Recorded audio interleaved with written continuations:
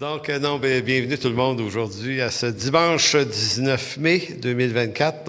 On continue notre série sur l'Évangile de Jean, séance 15. On est dans la grâce de Dieu parce que forcément, le texte du jour, c'est Jean 1, 29, qu'on va lire tout à l'heure, et qui dit « Voici l'agneau de Dieu qui enlève le péché du monde ». Et lorsqu'on pense à cette affirmation-là, et qu'on s'arrête, tu sais, parce que c'est ça l'avantage de la prédication par exposition textuelle, c'est que on arrive sur un texte et on se dit, et là on n'a pas le choix d'y réfléchir comme il faut. Et je me disais pas plus tard qu'hier soir, quand je revisais mes notes, je me disais, est-ce qu'il y a une déclaration dans la Bible qui est plus importante que celle-là? Tu sais, il y a des versets qui ressortent de l'ordinaire. Jean 3,16, c'en est un autre. Dieu a tant aimé le monde qu'il a donné son Fils. Mais je sais pas, j'ai comme l'impression qu'un des statements les plus forts de la Bible, c'est celui-là, c'est-à-dire « Voici l'agneau de Dieu qui enlève le péché du monde », pour la raison suivante, c'est que toute la Bible, au fond, existe en fonction de ce moment-là, ce moment où le Messie arrive, puis qui se présente, mais vraiment en personne, parce qu'il faut savoir que l'Ancien Testament est bâti autour de cette idée-là. Donc, il y a un fait historique qui est avéré et annoncé d'avance par les prophètes. Et le peuple d'Israël, descendant d'Abraham, depuis Genèse 12, tient son existence en vue de ce moment précis-là. Le Messie est là. Donc, c'est une façon de dire, Dieu ne nous a pas menti depuis le tout début, là. Ça a été annoncé qu'il viendrait, et le voici. Donc, c'est comme je ne sais pas si on peut dire un texte qui est pivot entre tout ce qu'il y a avant ce moment précis-là et tout ce qui vient après. Donc, l'œuvre de la grâce, l'alliance de la grâce commence nécessairement par l'affirmation de la venue du Messie. Donc, un des plus gros défis dans la vie d'un chrétien n'est pas tant de savoir qu'il est pécheur. Savez-vous pourquoi c'est pas ça notre plus gros défi? Même si on pense que c'est notre plus gros défi ou notre plus gros problème. En fait, c'est pas tout à fait notre plus gros problème parce que c'est tellement un problème. Mais c'est tellement un problème. Et c'est un problème qui vient même pas d'un choix qu'on a fait. Vous souvenez-vous, avant votre naissance, d'avoir usé d'un libre arbitre quelconque que vous auriez possédé pour dire, comme si Dieu vous aurait dit, bon, ben là, tu vas naître, tu veux-tu ou non être un pécheur? Levez la main ceux qui veulent être des pécheurs lorsqu'ils vont être sur terre. Levez la main ceux qui ne veulent pas être des pécheurs. Je ne sais pas si vous comprenez qu'on vit dans un monde qui est le monde de Dieu. Donc, on est... Et c'est pas bien long qu'on apprend qu'on est des pécheurs. Et là, on se dit, coudonc, quand est-ce que ça s'est passé, cette affaire-là? Ben, ça s'est passé avant ta naissance. Ça s'est passé au début de la création, en Éden. On est héritier d'une condition qu'on n'a pas nécessairement, pas du tout voulu, mais elle est là. Donc, c'est ça notre condition. Donc, est-ce que c'est ça notre plus gros défi? Ben, on pourrait dire oui, mais quand on devient chrétien, est-ce que c'est encore ça notre plus gros défi? En fait, le plus gros défi qui est le nôtre maintenant, c'est pas tant qu'on soit des pécheurs, mais c'est plutôt de quelle manière on va gérer la grâce de Dieu qui nous sauve. C'est ça l'enjeu. Qu'est-ce qu'on fait de la grâce qui nous a été offerte en Jésus-Christ? Je dis... Est-ce qu'il faut en faire quelque chose? En fait, est-ce qu'elle est supposée de faire une différence dans nos vies? Donc, la question la plus fondamentale n'est pas de savoir... la question la plus fondamentale n'est pas si je connais la grâce de Dieu, mais si la grâce de Dieu que je prétends connaître me pousse tous les jours à la repentance, à la confession et la réparation de mes fautes. Sinon, je marche dans une grâce à bon marché qui ne me coûte rien, qui ne change rien, qui ne me libère de rien. Je veux réinsister là-dessus. Là. La question la plus fondamentale, c'est pas de savoir si je connais la grâce, si je suis capable de discourir sur la grâce, si je suis capable d'expliquer de long en large la théologie de la grâce. Ça, c'est pas difficile. Maîtriser des contenus en théologie, c'est facile. Vous avez une bonne mémoire et une bonne capacité d'étude. Au bout de quelques mois, quelques années à réfléchir sur cette question-là, vous allez y arriver. Puis, on pourrait être les meilleurs discoureurs de la doctrine de la grâce, mais ça signifie en rien qu'on comprend et qu'on connaît de quoi on parle. Parce que un des fruits que la grâce doit produire, c'est sur le plan pratique.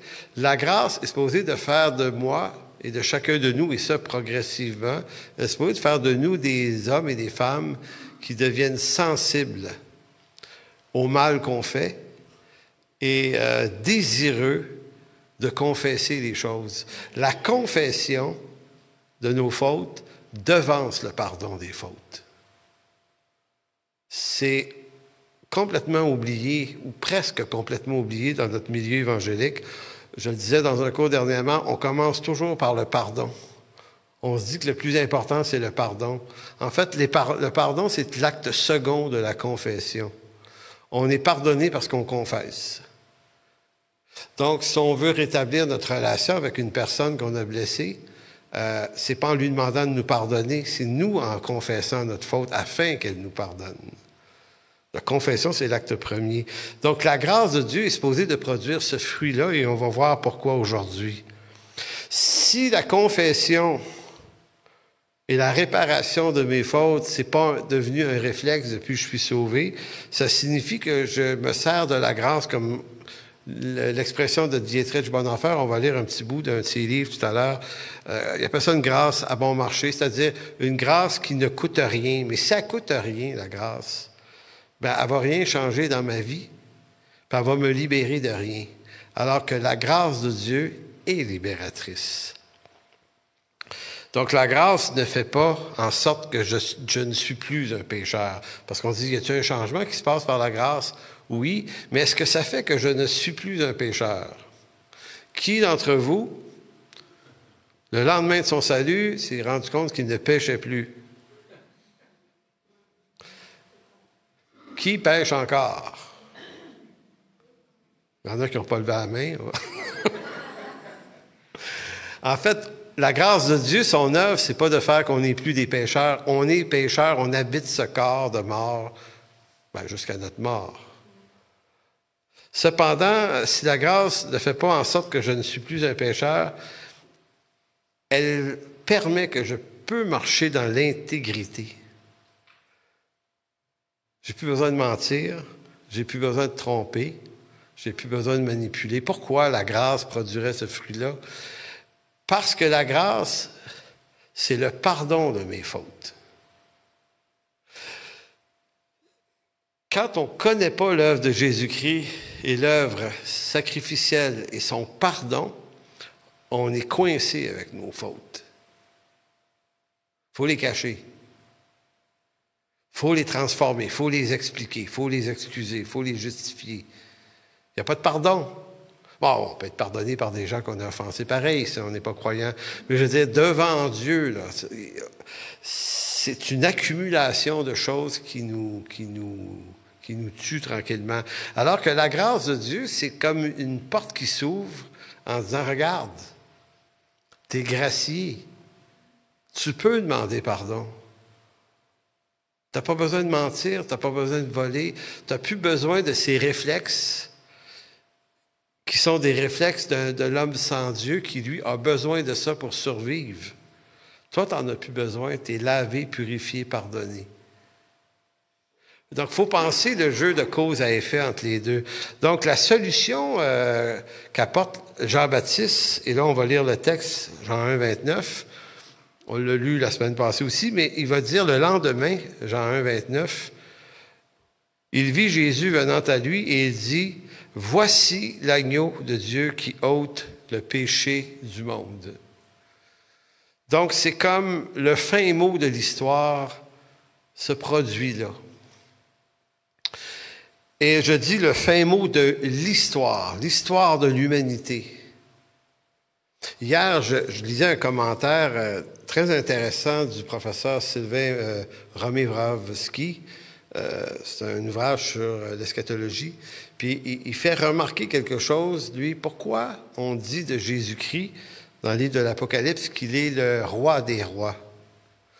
Il est le roi au-dessus de tous les rois de la terre, dans Apocalypse chapitre 1. Puis j'avais jamais entendu cette raison-là que lui donne. Il dit, dans l'histoire de l'humanité, l'histoire s'écrit à travers le règne des rois et non pas des citoyens. On connaît l'histoire de différents pays dans le monde à cause des hommes qui ont exercé une royauté sur elle.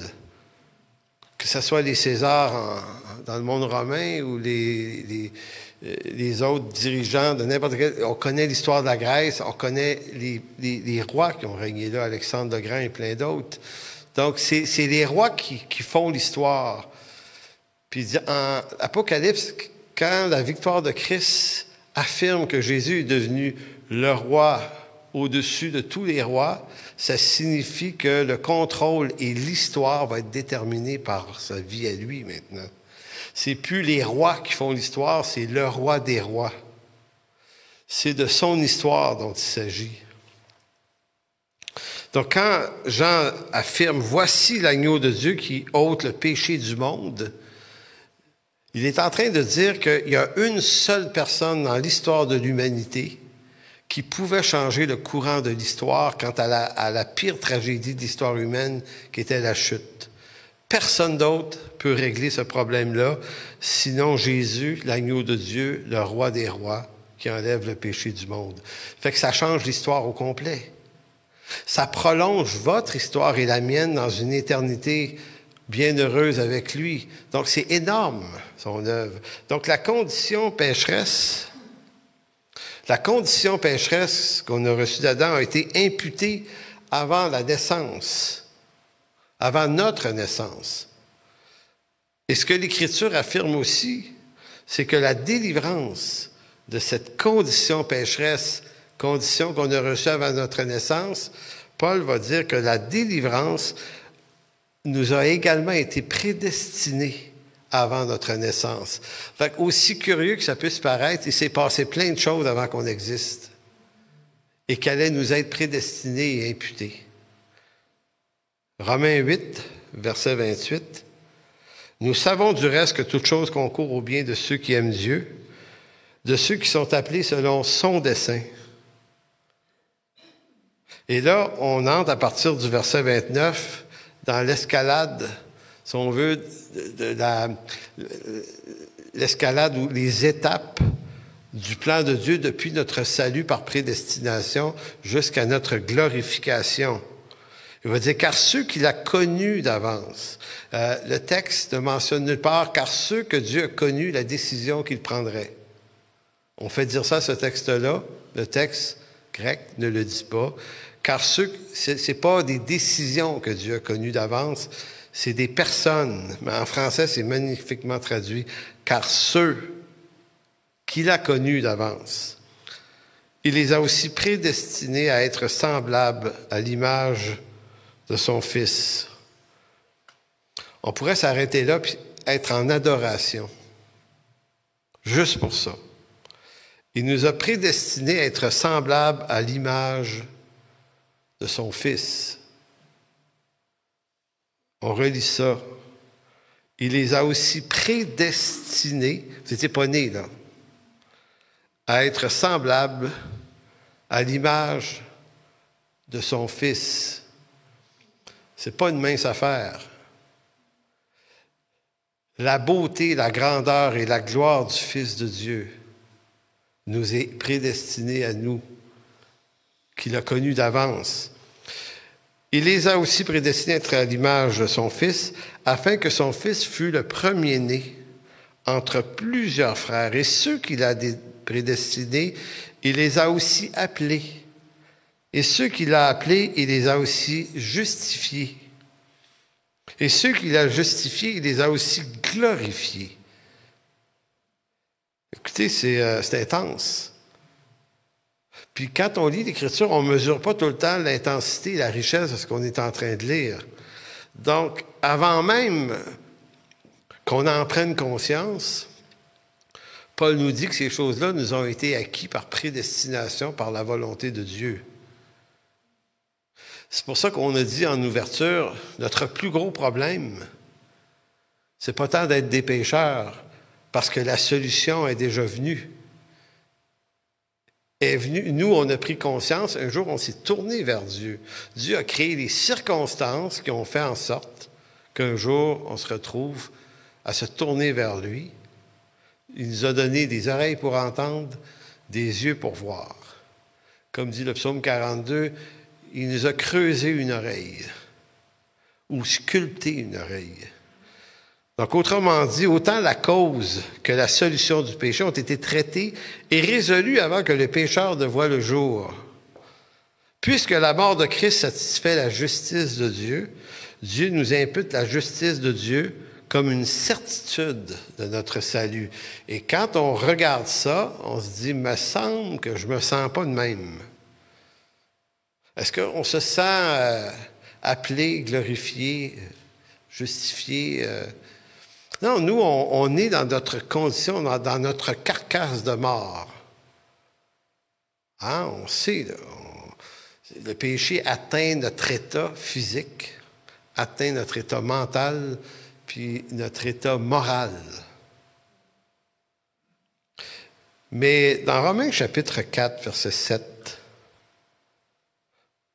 il y a un bout de texte, versets 7 et 8, qui est une reprise du psaume 32 et qui commence par le mot « heureux ». Heureux, pas malheureux. Peut-être que dans cette chair, on est malheureux des fois. Mais dans cette condition qui est la nôtre en Jésus-Christ, on est heureux. Heureux qui? Heureux ceux qui ne pêchent plus. Heureux ceux qui ont vaincu toutes leurs problématiques, leurs maladies, leurs problèmes de finances, n'importe quoi. Là, dedans. Heureux sont ceux dont les iniquités sont pardonnées. Donc c'est forcément des pécheurs. C'est nécessairement des nous autres. Heureux ceux dont les iniquités sont pardonnées et dont les péchés sont couverts. Heureux l'homme à qui le Seigneur n'impute pas son péché. Heureux. Pensez-y, là. Pensez-y. On est des pécheurs justifiés heureux. Heureux de ce qui nous tombe dessus, là. Heureux de ce qu'on voit qu'on n'aime pas de nous, mais heureux que ça, là, à la fin de l'histoire, c'est pas ça qui va triompher. De notre éternité, dans notre éternité, ce qui triomphe, c'est le pardon de nos péchés. Donc, quand on lit ce texte-là, on fait un lien entre ce texte-là et Jean 1, 29. Voici l'agneau de Dieu qui ôte le péché du monde. Et qu'est-ce que ça produit, ça? Le Messie, ou l'agneau de Dieu qui ôte le péché du monde, ça produit des gens heureux. Heureux parce que leurs iniquités sont pardonnées par ce Messie, par cet agneau sans tache. Quand quand Jean-Baptiste a affirmé « Voici l'agneau de Dieu qui ôte le péché du monde », je vais vous faire remarquer qu'il n'a pas dit « Voici l'agneau de Dieu qui va essayer d'ôter le péché du monde » ou « Voici l'agneau de Dieu qui va peut-être ôter le péché du monde ».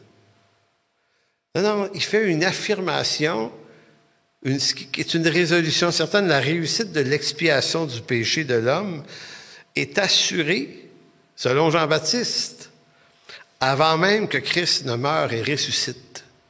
C'est-tu pas assez fort? Parce que moi, j'aurais pu dire, hey, Jean, attends un petit peu, là. Il a le temps d'aller à la croix, puis de mourir, puis de ressusciter, puis après ça, on va pouvoir parler du triomphe. Jean-Baptiste dit, non. Non. Il ne va pas essayer d'ôter le péché du monde. Il ne va pas peut-être essayer, peut-être réussir, peut-être pas. il enlève, point final, le péché du monde. C'est pour ça que le psaume 32, 9 siècles avant la venue du Messie, dit « Heureux ceux à qui la transgression est remise. » Heureux. Donc, si vous appartenez à Jésus-Christ, vous êtes officiellement heureux. D'autres textes dans l'Écriture vous appellent des bienheureux. Vous êtes heureux et pardonnés de tous vos péchés, même ceux qui vous apparaissent les moins acceptables, les plus laids, les plus difficiles à pardonner, les moins avouables.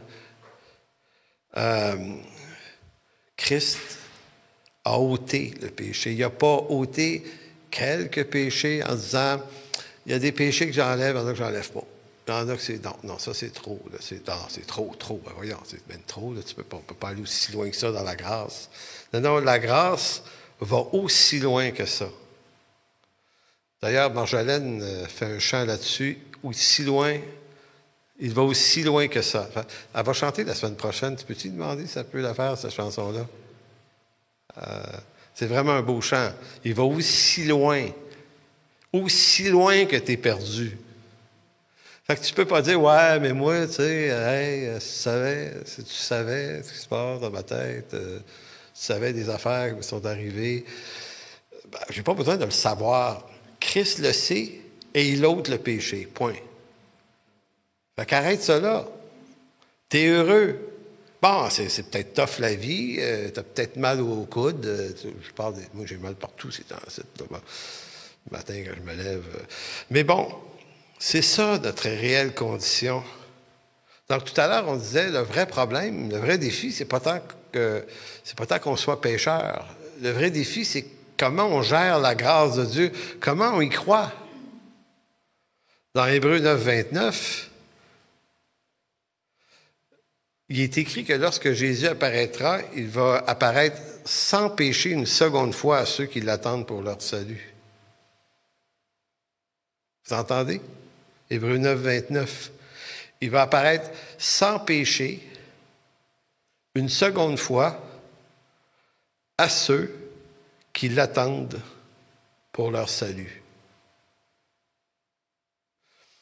Donc, tout le monde veut aller au ciel, mais personne ne veut mourir, comme disait la chanson, parce qu'il y a quand même une petite nervosité, non? Tu dis, bon, Seigneur, tu vas revenir une seconde fois, laisse-moi le temps de devenir une meilleure personne. Ça peut être plus rachetable un peu, tu sais. Alors, reviens pas cette semaine. Cette semaine, c'est pas la bonne semaine. Je suis pas à mon meilleur. Mais tout ça compte pas. Donc, le plus gros défi du chrétien est d'apprendre à marcher par la foi dans toute l'étendue de cette vérité. Mais toute l'étendue de cette vérité, c'est pas juste croire que cette grâce me sauve réellement. Il y a un autre bout de plus. La question qui tue est, et là on entre dans le vif du sujet, est-ce que cette grâce me conduit à marcher aussi dans l'intégrité? Parce que cette grâce, elle justifie le pécheur, mais elle ne justifie pas le péché.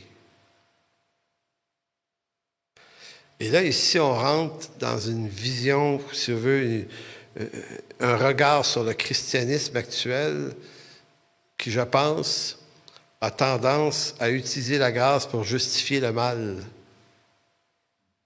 alors que la grâce ne justifie jamais le mal. Elle justifie le pécheur. Donc, la grâce n'excuse pas mon péché, ou bien elle le pardonne si je confesse mon péché, mais elle ne peut pas l'excuser. Souvenez-vous, on lisait tout à l'heure dans Romains 8, 30, « Et ceux qu'il a prédestinés les a aussi appelés, ceux qu'il a appelés les a aussi justifiés, et ceux qu'il a justifiés les a aussi glorifiés. » Donc, puisque je suis délivré de la condamnation du péché, puisque je suis prédestiné, puisque je suis justifié, et finalement, puisque je suis également glorifié, je peux marcher En fait, je veux le dire avec, comment vous dire, avec les nuances que ça nécessite. Je peux marcher ou apprendre à marcher en homme, femme, libre. Libre des manipulations, libre des lâchetés, libre des magouilles, du mensonge, libre des jeux de coulisses. Parce que ça, c'est de l'activité qui appartient à celui qui n'a pas été justifié. Donc, parce que nous sommes pardonnés, on est à ce point libre qu'on est libre de reconnaître nos fautes les uns aux autres. On a cette liberté-là, on a cette grâce-là de pouvoir apprendre, si quelque chose arrive, d'être capable d'aller demander pardon à... C'est pas juste à un frère et une sœur dans la foi, c'est à peu près à n'importe qui nous entoure, que ce soit au bureau, au travail, dans la famille, d'être capable d'apprendre à développer ce muscle de la confession. La grâce nous rend capables de confesser nos fautes, parce que nos fautes sont pardonnées par la confession. Donc la confession est un sérieux avantage à notre maturité. La maturité du chrétien, c'est pas ce qu'il connaît, c'est pas ce qu'il fait, c'est pas ce qu'il a accompli, c'est même pas ce dont il discours. La maturité du chrétien se reconnaît par sa capacité à confesser ses fautes. Pas tout le monde, mais à ceux qui l'ont offensé. C'est plus un drame. Ça peut devenir quelque chose d'assez simple. Parce que il est pardonné. Je ne sais pas si j'arrive à le dire comme je l'entends dans ma tête, là. C'est comme si je n'étais pas pardonné par le Seigneur Jésus, là, il faut que je trouve une façon d'expliquer pourquoi j'ai mal agi. Il faut que je le justifie. Il faut que je trouve une raison à ça. Mais si j'ai plus besoin de justification, que je peux juste devant Dieu dire, gars, j'ai mal agi, Seigneur, je le reconnais, ça a touché telle personne, je vais aller réparer ça avec cette personne-là, c'est important. Parce que de ma confession, je vais recevoir son pardon. Donc la grâce ne remet pas le compteur à zéro. La confession remet le compteur à zéro. S'il y a un compteur à remettre à zéro. Mais l'erreur qui est faite souvent, c'est qu'on met la grâce tout de suite là. Comment de gens vont dire « Ah, Seigneur, je te demande pardon, peut-être... Ouais. » Mais il n'y a pas de réparation, pas de confession. Donc on tourne en rond dans la boîte dans laquelle on est. Donc la grâce ne justifie jamais les fautes, la grâce justifie le pécheur. Sinon, on risque d'utiliser la grâce pour excuser nos fautes sous prétexte que cette grâce normalise notre condition pécheresse parce que nous sommes tellement, on va se dire qu'on est tellement perdus, tellement pourris, qu'il ne pourrait pas en être autrement. Mais ça, c'est un faux usage de la grâce. C'est comme si on normalisait notre folie. On disait, baf, qu'est-ce que tu veux? C'est le même, hein? On est perdu, hein? C'est comme ça. Il n'y a rien de bon, il n'y a rien à faire avec nous autres. L'Écriture ne dit pas ça. Au contraire, la grâce ne dit pas que tu n'es plus un pécheur. Ce qu'elle différencie, la grâce de Dieu, c'est qu'elle dit, tu es encore un pécheur, mais tu es libre maintenant. Tu peux arrêter de craindre de confesser tes fautes. Tu peux les réparer. Parce que ça, c'est heureux. Psaume de David, psaume 32, versets 1 à 5, qui reprend le texte de Romains 4. En fait, c'est Romains 4 qui reprend le texte de psaume 32. De David, cantique, heureux. Heureux. Heureux celui à qui la transgression est remise, à qui le péché est pardonné. Heureux l'homme à qui l'Éternel, femme aussi, là, n'impute pas d'iniquité, et dans l'esprit duquel il n'y a point de fraude. Fraude, qu'est-ce que ça veut dire? C'est pas de faiblesse, c'est pas dans le cœur duquel il n'y a pas de faiblesse. C'est pas dans le cœur duquel il n'y a pas d'erreur, dans lequel il n'y a plus de péché. Fraude, c'est un mot en hébreu qui veut dire de la tromperie, de la fourberie. Comprenez que c'est exactement ce que David est en train de dire. Il est heureux parce qu'il n'a plus besoin d'être fourbe. Il n'a plus besoin de mentir. Il n'a plus besoin de tromper. Il ne joue plus une game. Celui qui saisit la grâce et le pardon est heureux parce qu'il est libre des tromperies qui, normalement, troubleraient son cœur s'il n'avait pas trouvé cette liberté-là. Le pécheur sans la grâce est vraiment mal pris. Mais le pécheur qui a connu la grâce de Dieu reste toujours pécheur, mais gracié. Donc, verset 3, « Tant que je me suis tu, mes os se consumaient, je gémissais toute la journée, car nuit et jour, ta main s'appesantissait sur moi. Ma vigueur n'était plus que sécheresse, comme celle de l'été. » Et qu'a fait David? « Je t'ai fait connaître mon péché, je n'ai pas caché mon iniquité. J'ai dit, j'avouerai mes transgressions à l'Éternel, et tu as effacé la peine de mon péché. » Je ne sais pas si vous voyez à quel point le processus il est riche, il s'articule d'une façon extraordinaire. Donc, le pardon n'est pas sans l'aveu de mes transgressions. Donc, ici encore, on replace la confession au cœur du processus, dans toute son importance. Donc, il y a 4 choses, il y a 4 éléments importants dans ce texte-là, à savoir pourquoi le pécheur est heureux. Eh bien, il est heureux parce que sa transgression est remise. Il est heureux parce qu'il n'y a plus de fraude dans son cœur. Il n'y a plus besoin de fraude, donc de fourberie, de tromperie dans son cœur. Il est heureux parce qu'il peut avouer ses transgressions à l'Éternel. Ça le rend heureux, ça. Et il est heureux, enfin, parce que Dieu efface la peine de son péché. Donc, le plus gros défi de l'homme, c'est pas qu'il soit un pécheur. S'il appartient à Jésus-Christ, le plus gros défi du chrétien, c'est d'entrer dans le processus éclairant, puissant et heureux de la grâce de Dieu qui le sauve. Donc, la grâce de Dieu ne fait pas que pardonner. Donc, selon le psaume 32, elle restaure en l'homme la droiture et l'intégrité pour en faire un confesseur de ses fautes. Dieu ne refuse aucun bien à celui qui marche dans l'intégrité. C'est le psaume 84, le dernier verset qui le dit, là. Il ne refuse aucun bien à ceux qui... Donc, on ne peut pas dire, ouais, mais tu sais, on est des pécheurs, ça ne vaut pas la peine, qu'est-ce que tu veux, il n'y a rien à faire avec nous autres. Là, on se désamorce en disant, on va juste rester médiocre, puis ça va être bien correct de même. En fait, l'Écriture ne l'affirme pas. Elle dit, non, la grâce fait vraiment une différence.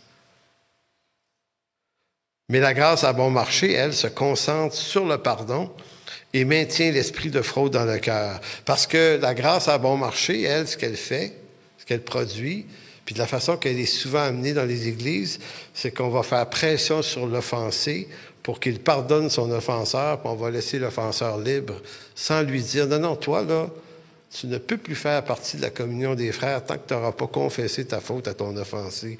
Mais ce bout-là, on l'a skippé dans le monde évangélique. En général. Pourquoi on a fait ça? Parce que c'est beaucoup plus facile de peser sur l'offensé et de le faire sentir lui coupable, d'être mal de l'offense qu'il a subie. Donc, c'est beaucoup plus facile de lui dire à lui, « Hey, toi, tu dois pardonner. » Donc, on ajoute une injure à l'injustice qu'il a déjà subie dans sa peine. C'est fou. Mais c'est ça le discours officiel. Alors que commencer, pasteur, c'est beaucoup plus difficile d'aller voir l'offenseur, de lui dire, regarde, il faut que tu confesses ta faute. C'est pas un conseil. Tu dois confesser ta faute. Puis dépendant, c'est qui l'offenseur, dit, ah, mais ta minute, là, si on gosse avec ça, là, lui, il va partir. C'est peut-être quelqu'un qu'on veut garder. Puis là, on rentre dans... J'ai entendu un mot dernièrement, la copinocratie. Quelle expression. Le mot cratie veut dire pouvoir. Donc, une copinocratie, c'est le pouvoir du copinage. Extrêmement puissant. Donc, on protège des personnes, on protège l'institution, on protège le modèle, on protège ça. Puis on dit à l'offensé, je pense que ce qui serait plus simple pour qu'on puisse passer à autre chose, oublie donc l'offense que tu as subie. Oublie, arrête là, de te plaindre. Là. Arrête de nous dire que tu as mal. C'est dérangeant. Et là, on va même te faire sentir coupable. On va dire, c'est parce que t'es amer, tu n'as pas pardonné. Puis là, on peut aller dans Matthieu 6 en disant, si tu ne pardonnes pas les péchés à ceux qui t'ont offensé, Dieu ne te pardonne pas non plus les tiens. Puis là on peut te coincer solide avec des versets comme ça. Sauf que moi, je réponds toujours à ceux qui mentionnent Matthieu 6, qui ont oublié d'aller une douzaine de chapitres plus loin. Matthieu 18. Matthieu 18, qu'est-ce que ça dit? Si ton frère a péché, et en d'autres mots, s'il refuse de confesser, dis-le à 2 ou 3 témoins, puis s'il refuse de confesser, dis-le à l'Église, puis s'il refuse de confesser, regarde-le comme un païen et un publicain. La confession, c'est l'acte numéro 1 d'une restauration de relation. Je n'en démords pas. Vraiment. Donc, Bonhoeffer disait dans son livre... Vous connaissez le prix de la grâce de Dietrich Bonhoeffer qui dit « La grâce a bon marché ». Bonhoeffer, c'est toujours riche de conséquences, qui dit « La grâce a bon marché est l'ennemi mortel de l'Église. » Or, dans notre vrai combat, il y a de la grâce, mais pour qu'elle soit vraie, c'est une grâce qui coûte. Donc, pourquoi on dit qu'une grâce coûte? Parce que pour que je reçoive la grâce, elle me coûte ma confession, mon aveu. Donc, la grâce est un don gratuit, effectivement, c'est un don immérité pour moi, mais elle vient par ma repentance, par mon aveu, par ma confession. Je suis pécheur, et donc la grâce devient efficace. Mais ça reste vrai dans nos rapports les uns avec les autres, puis pas juste avec des chrétiens, avec n'importe qui autour de nous. Il faut activer ce muscle-là. Toutes les fois que ça arrive, on va dire, OK, je pense que j'ai blessé quelqu'un. Ou je ne suis pas sûr que j'ai blessé quelqu'un, mais je vais m'assurer de toujours garder ça propre. Parce que je suis libre. J'ai l'agneau de Dieu qui ôte mon péché. Donc, c'est jamais amusant de confesser sa faute. C'est pas amusant, mais c'est heureux en même temps. Donc, notre vrai combat n'est pas dans la grâce à bon marché. Notre vrai combat, c'est dans la grâce qui coûte. Mais la grâce à bon marché, c'est la grâce considérée comme une marchandise à liquider. C'est le pardon à rabais, c'est la consolation à rabais. C'est distribuer sans hésitation ni limite la grâce non tarifiée, donc la grâce qui ne coûte rien. Et c'est un peu la grâce aujourd'hui qui est là. Tu sais, on va avoir des grandes églises, fait qu'on abaisse les standards, les gens peuvent avoir des vies absolument tout croche, c'est pas grave, tu peux faire n'importe quoi, tu peux t'impliquer en tout, alors que l'Église devrait avoir quand même certains standards. Sans les rendre ça impossible, en disant, ça prend des gens qui ont une vie en ordre. Ouais, mais tu sais, on est en 2024 aujourd'hui, tu sais, on peut bien... non, c'est parce que non, on mène une vie dans ce monde, oui, mais dans les réalités de cette vie, mais on va s'abstenir de pas mal d'affaires. Pas mal d'affaires. Il est commun de dire, et ça c'est encore Bonhoeffer ici, là, il est commun de se dire que, selon la nature même de la grâce, la facture est d'avance et définitivement réglée. Donc, sur la foi de la facture acquittée, on peut donc tout avoir gratuitement. La grâce à bon marché, c'est la justification du péché et non celle du pécheur. C'est la phrase la plus puissante. La grâce à bon marché, c'est la justification du péché et non point du pécheur. Puisque la grâce fait tout toute seule, ne changeons rien. Tout peut rester comme avant. Voilà ce qu'est la grâce à bon marché, alors que la grâce de Dieu, elle, fait beaucoup plus que ça. C'est une œuvre puissante. Donc, la grâce à bon marché, c'est la grâce qui excuse le mal. C'est la grâce du pardon sans la confession des fautes. C'est la grâce qui ne sait pas réparer les torts. C'est la grâce qui force l'offensé à pardonner et non l'offenseur à confesser sa faute. C'est la grâce qui autorise tacitement le mensonge et les tromperies. C'est la grâce qui ferme les yeux sur les cachotteries et le copinage au nom des intérêts supérieurs de je ne sais quoi, l'Église ou l'institution. Ça, c'est la grâce à bon marché. La grâce qui coûte, elle, c'est la grâce qui n'excuse pas le mal, mais qui le pardonne plutôt par la confession de la faute. C'est la grâce qui pousse par le Saint-Esprit à réparer les torts. Ça devient une nature en nous, ça. C'est la grâce qui force l'offenseur à chercher absolument le pardon de l'offensé. C'est la grâce qui n'autorise pas le mensonge et les tromperies. Ça ne veut pas dire qu'on ne ment pas et qu'on ne trompe jamais. Ça veut dire que si on le fait, on n'est pas bien avec ça. La grâce de Dieu, c'est l'œuvre qui dit C'est la grâce qui ne tolère pas les cachotteries et le copinage au nom des intérêts supérieurs. Et là, quand vous lisez le livre de Bonhoeffer au complet, il vous dit la grâce, là, la grâce, la vraie grâce, là, elle nous coûte cher. En renoncement, en confession, parce qu'elle nous attire vers la droiture et l'intégrité. C'est ça qu'a fait la vraie grâce. Donc, quand on s'éloigne par lâcheté de situations dans lesquelles on aurait dû se prononcer, puis on n'a juste rien fait, parce qu'on fait tout au nom de la grâce. Mais en fait, on ne l'a pas fait au nom de la grâce, on l'a fait au nom de la lâcheté et d'une grâce à bon marché. Voilà en quoi l'affirmation de Jean-Baptiste « Voici l'agneau qui ôte le péché du monde » est une affirmation qui change tout. On le répète, elle ne change pas le fait qu'on soit toujours des pécheurs, mais elle change notre rapport à la grâce et au péché. Elle vient s'installer dans ce lieu-là de nos vies. En conclusion,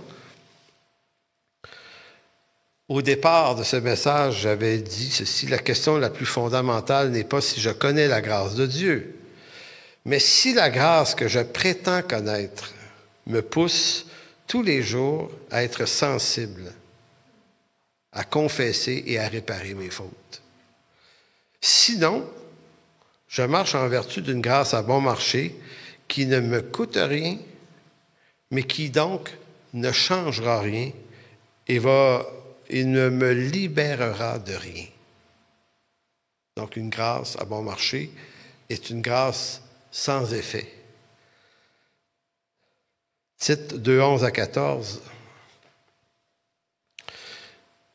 Il dit « Car la grâce de Dieu, source de salut pour tous les hommes, a été manifestée. » Qu'est-ce qu'elle fait?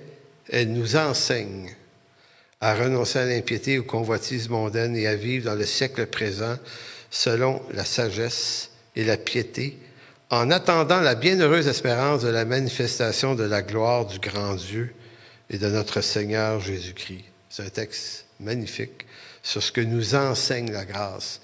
Maintenant, la première étape, pour en faire un élément pratique dans nos vies, avant d'être capable, avant de développer le muscle de la confession, il faut d'abord développer le muscle de la foi qui nous amène à s'attacher réellement à cette grâce. Il faut être absolument clair, faire ça clair et certain que le Messie à la croix, par sa mort et sa résurrection, a ôté mon péché. Je suis encore pécheur, mais il a ôté mon péché.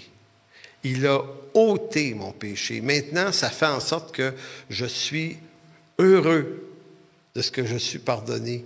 Maintenant, si ça, c'est pas bien saisi, je vais avoir des problèmes à confesser mes fautes. Parce que ce qui rend la confession facile et évidente, c'est qu'il a ôté mon péché. Donc, je peux le confesser. J'ai plus peur. Je suis plus tyrannisé. Je ne suis plus tyrannisé par mon péché. Amen.